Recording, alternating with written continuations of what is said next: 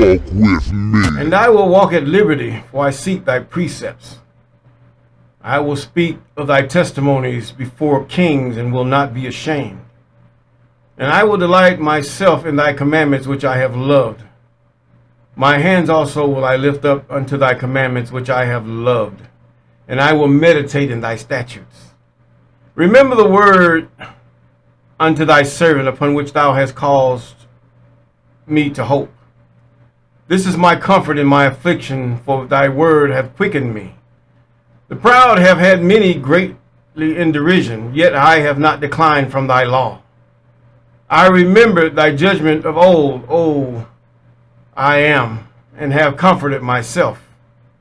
Horror have taken upon me because of the wicked that forsake thy law. Thy statutes have been my stone in the house of my pilgrimage. I have remembered thy name, I am, in the night, and have kept thy law. This I had because I kept thy precepts. Thou art my portion, O my God. I have said that I would keep thy words. I entreat thy favor with my whole heart, to be merciful unto me according to thy word. I thought on my ways, and I turned my feet unto thy testimonies. Psalms chapter 119, verses 45 through 59. Yes. Deliver me from the hands of evil spirits, who have sway over the thoughts of men's hearts. And let them not lead me astray from thee, my God. Establish thou me and my seed, that we go not astray henceforth and forever. Jubilees chapter 12 and verse 20. Yes, good morning, good afternoon, good evening, those of you on this platform and shared platforms. You're walking with Mr. Clay, and I am Mr. Clay. Yes, and we thank God for you, and also with the hand clap of praise, we thank God for those of you that have been with us since the beginning, and those of you that have been with us thereafter and here and there's about. And we thank God for those of you that have just subscribed or followed, and we thank God for those of you that are about to subscribe and follow, calling those things that are not as though they are, and we praise the Most High even for you. Yes, beautiful day. In the place where I am, yes, it is very warm, but still a beautiful day. And feel good about it. Yes. One thing about it, we have to really understand.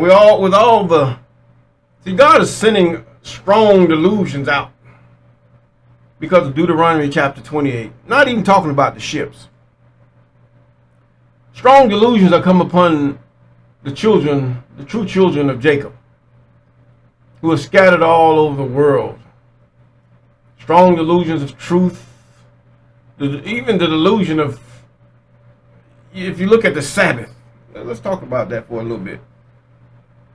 The Sabbath. I adjure you to go get the book of Enoch, the book of Jubilees. I mean, even the Ethiopian Bible, that is good to have. You get it for a cheaper price and condensed in one book.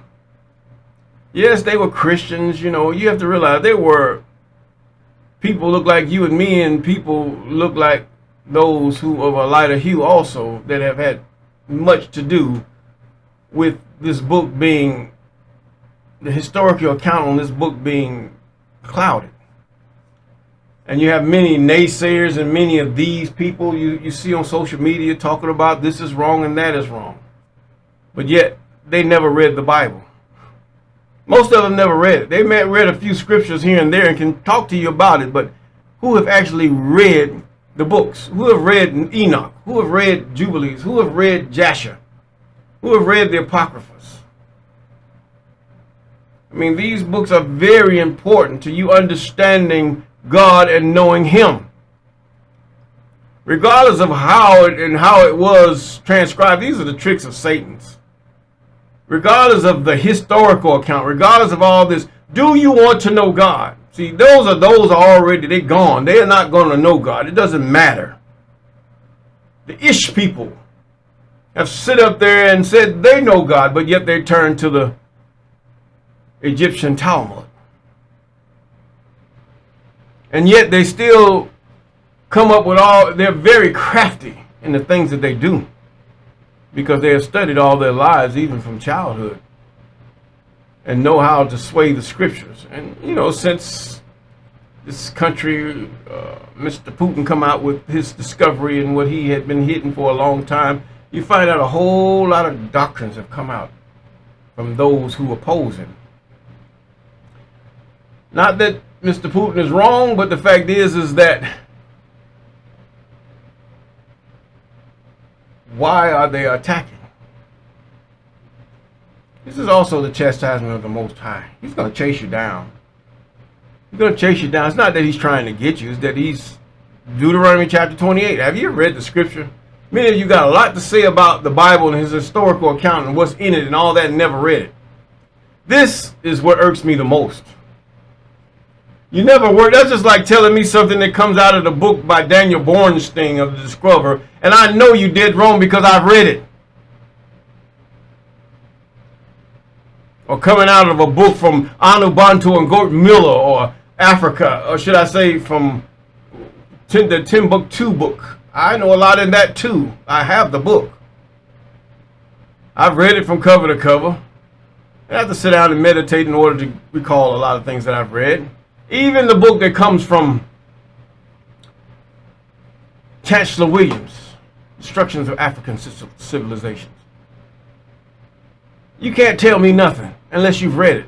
You can go here around about and give me a scripture here and there, but have you read the book? Do you know the whole overview of the book? You can tell me about how the cow jumped over the moon and how Jack and Jill went down the hill. You got the whole overview of that, but you can't tell me about the Bible.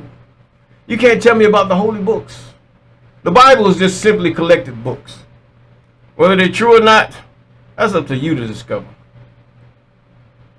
But the fact is, they are collected. The New Testament is nothing but collected letters. Whether they're true or not, that's up to you.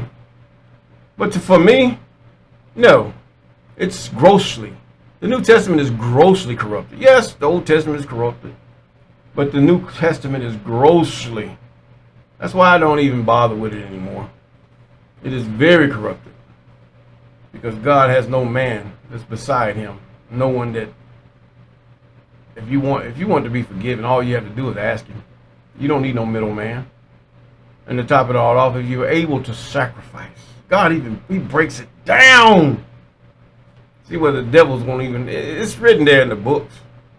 He said, if you can't do this, well, give me 2 doves. God dealing with you. He said, I just want you to be safe, and I want to know your heart. If you just pour dirt, just get on your knees and ask, oh, forgive me for I've sinned before you. This is God. But nevertheless, I digress. Keep the commandments. If you notice throughout all the Psalms, all the whole scripture, they talk about keep the commandments, keep the commandments, keep the statutes, commandments, ordinances, and statutes of the Most High. Keep them, keep them, keep them. Regardless of what you hear, what's going on around you, keep these commandments. Understand them and keep them.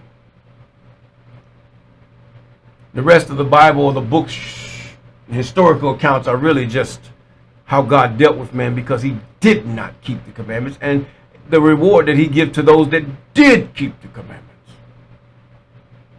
Come on here. All this other stuff is nothing from Satan's. Oh, this book, they called this on this one. This is supposed to be more than one God. All you, it's a concept, it's a priest. Go where God has for you. The pits, or should I say this place that Enoch talks about. Go there. Enjoy, if you can. Yeah, respectfully. Shout out to my brother. But either way, now.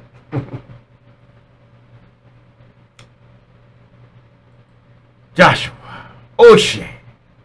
Beautiful brother. Beautiful brother. I hope I made it clear on the other day as far as the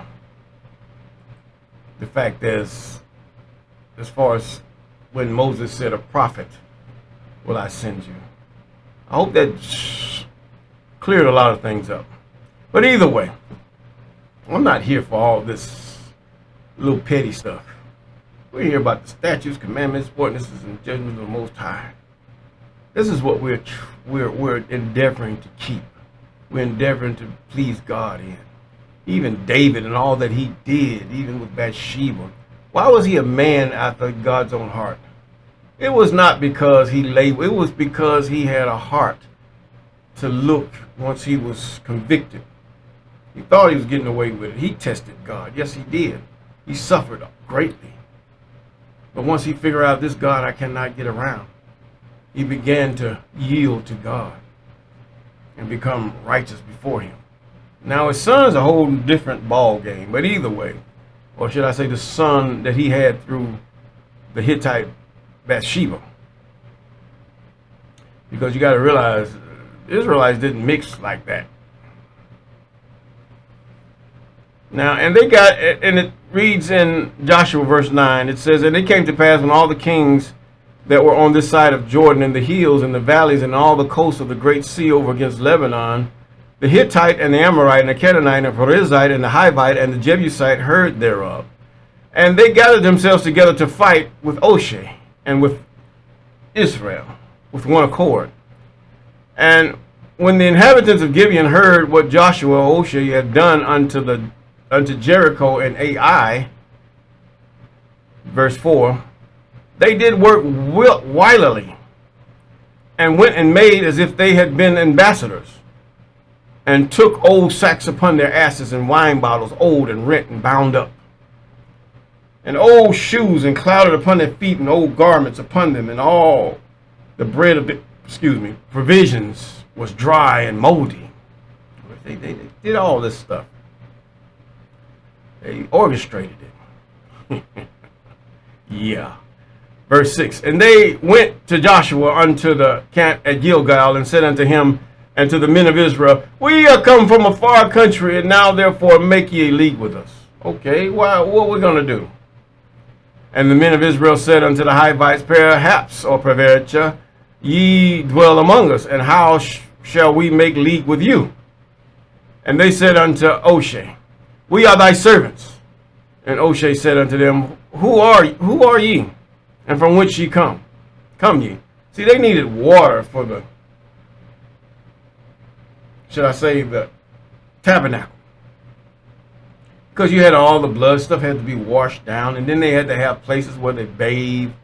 People had to bathe and wash themselves before they went into the congregation area of the tabernacle, and they were giving their gifts unto the Most High and all these things. So that had to be. God never made no images of him, but he did give you some images whereby you can, a person can they could understand what heaven was like in a way. Even the only image they really was given was that of cherubims and seraphims. That was it. What was near the throne of his throne, what their images would look like. Not to worship, but to see that God is, and how holy where God is at is. And it's God's look at beauty to us can sometimes look hideous. To some us sometimes can look so beautiful. God has a vast understanding of what beauty is. He has the beauty that he understood of a lion. He has the beauty of a monkey, the beauty of a turtle, the beauty between a man and his woman, that she was made out of his image, something that he could relate to. She was given the things to reproduce and nurture what he is given to that's precious to him, even his offspring. Her breast to give milk unto the children. Her body, her uterus, to develop the children once they have come together and become one, and then they made one. God done these things. But he done it to the animals before he did it to man. So who are you? You're creation, period.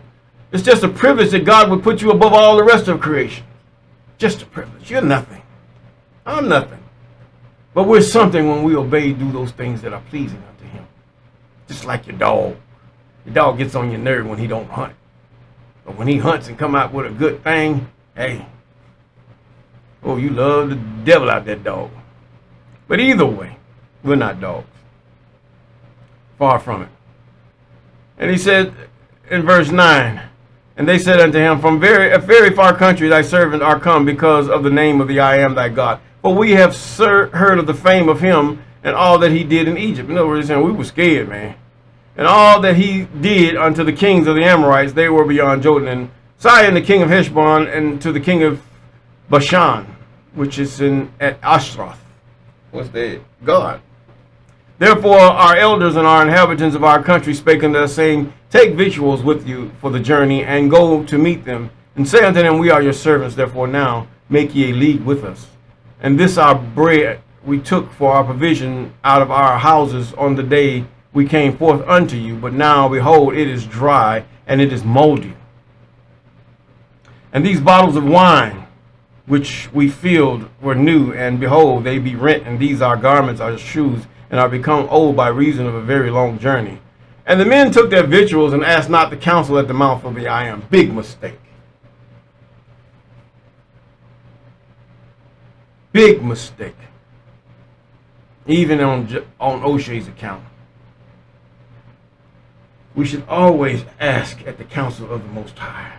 He will strengthen your heart. He will give you an answer. Some kind of way of what to do. Sometimes you might have to tell a person, let me think on that. A woman asks you, man, you love me, you want to marry me? Let me think on that. In other words, you're going to pray. I mean, here she is, this beautiful image of a woman, an offshoot of you that God had made from whatever he took from you. Regardless of what the Bible says, she came from you, man. Or the first man of you. Either way, we know even that the angel has a name in the book of Jubilees, in the book of Enoch, the one who tempted Eve. It wasn't just, it was an angel. They're shapeshifters. See, the thing that happened was, it was literal, but yet it was symbolic of a thing that happened literally in a symbolic way. The tree was never the issue. The issue of the tree was obedience. That was the issue of the tree. It wasn't the apple, it wasn't the tree itself. The serpent wasn't the issue. It was when a man is, now this part of the New Testament I can say is very true.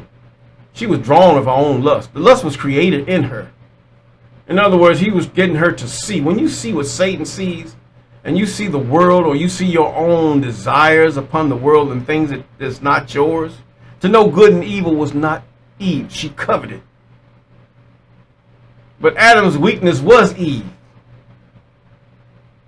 It wasn't evil that he covered her, is that he was willing to forsake God's way for her.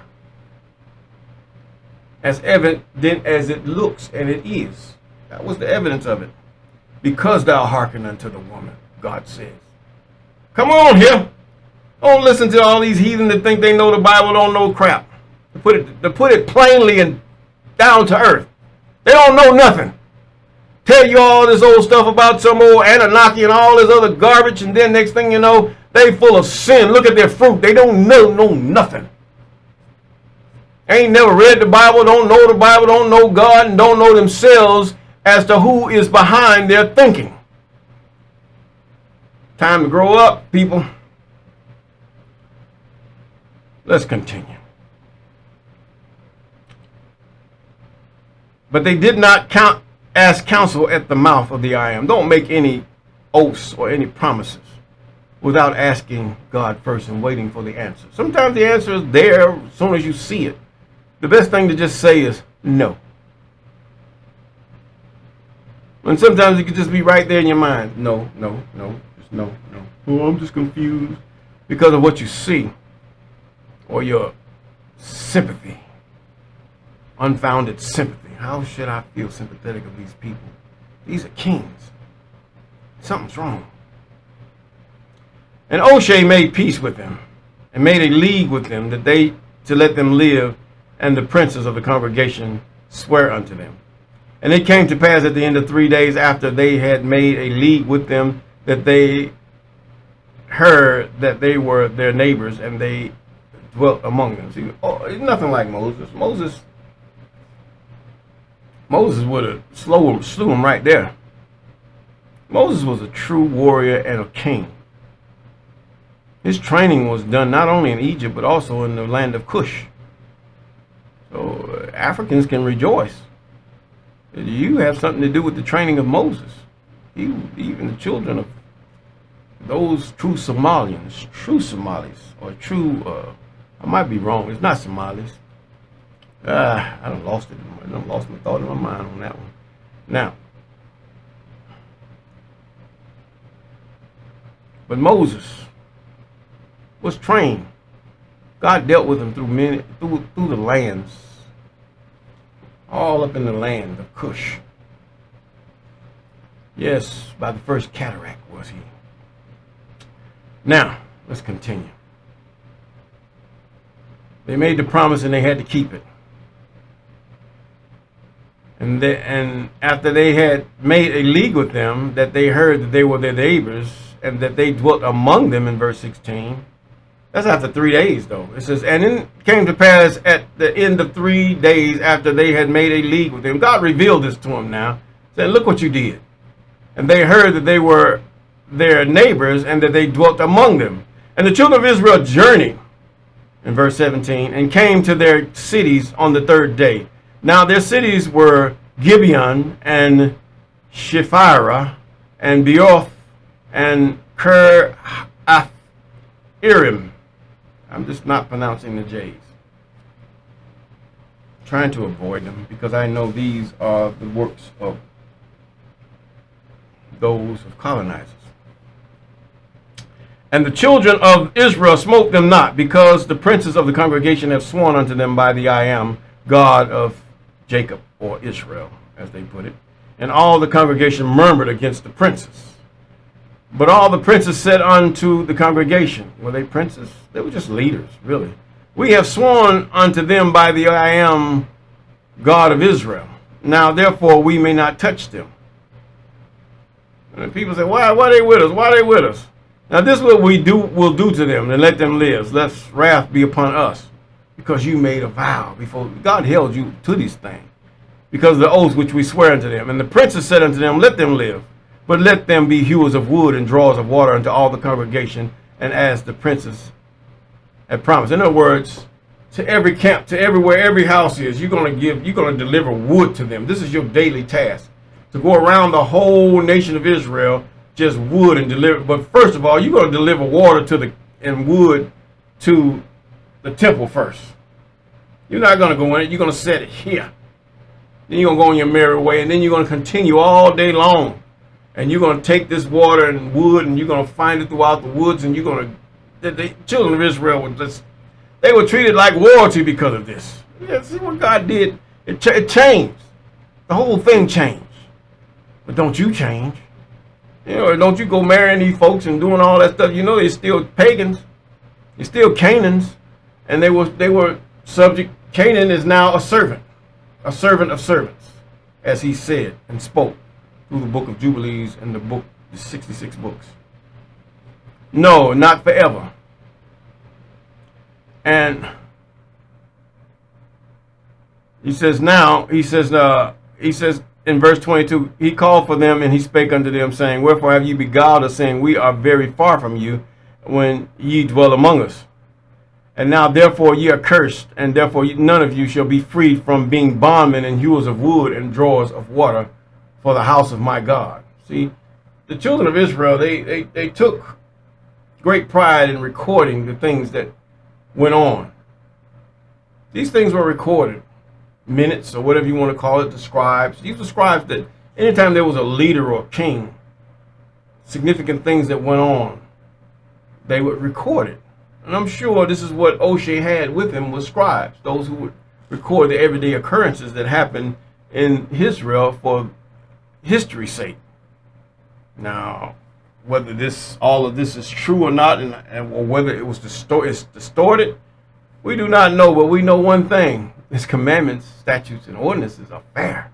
Yes. And he says, how that the I am thy God commanded his servant Moses to give you all the land and to destroy all the inhabitants of the land from before you. Therefore, we were so afraid of our lives because of you and have done nothing. Now, this thing we have to understand. Now, you go back to the book of Enoch. Read it. Jubilees. You're going to find that Canaan, the son of Ham, meaning hot. That's what they say. He decided he wanted to go into this land that God had allowed at the children of Shem. I mean, it was the tip next to Mizraim, so it was very convenient for Canaan to just go there because nobody was living there. Just like the colonizers come and they see the land of America. Oh, I don't want to see no people. They lied. Many times they lied. You take history, most of it ain't nothing but lies anyway. Especially when it comes to the victor. The victor don't lie to make himself look good. The same thing with all this historical stuff. You're going to have to be careful. They're going to always lie. Back then, they lied. They lied to the king. Even the cartographers have lied. So you're going to have to figure this out. The only way I can figure it out by looking at the map of the earth and how God did this thing. Pangea. I always think about that. But either way. And I say, there's no way. How in the world those people get way up there in Australia? They have boats and they just left Africa. You trying to put everybody that's black in Africa? Are you foolish? Are you silly? You think we're that stupid? Well, some of us may be that foolish, but we're not like that. I mean, I can take a puzzle and put it together all day. But the fact is that you can't fool me that this thing did not exist. It's a lie. Watch for the lies of them that says, I'm this and I'm right. You say, to hell with you. That's what you're going to have to say. And now, behold, we are in thy hands as it seemeth good, in verse 25, and right unto thee to do unto us. And so he did unto them and delivered them out of the hand of the children of Israel, and they slew them not. And Oshea made them that day hewers of wood and drawers of water for the congregation, and for the altar of the I am, even unto this day in the place which he should choose.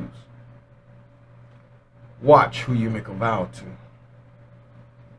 Even your military here now. You're fighting for, I mean, everybody knows what the average military man is fighting for, or what he's going there. Many of you, it's understandable. You go there to try to find a start in life.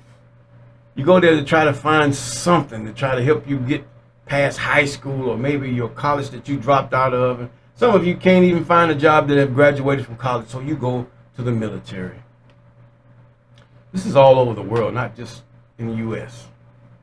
But yet, what are they fighting for? I can understand the Sahel are fighting for their people who are starving and constantly are being bombarded by those who would like to take the precious things that God had given to them in their land and then make havoc among the people.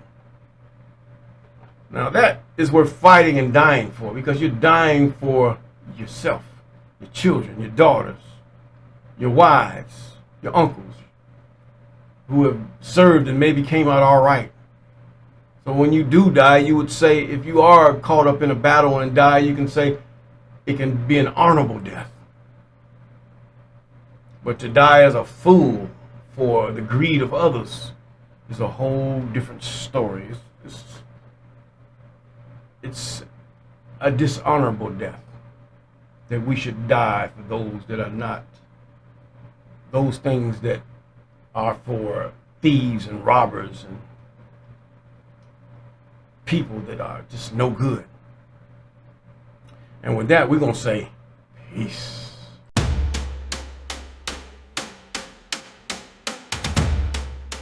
Walk with me.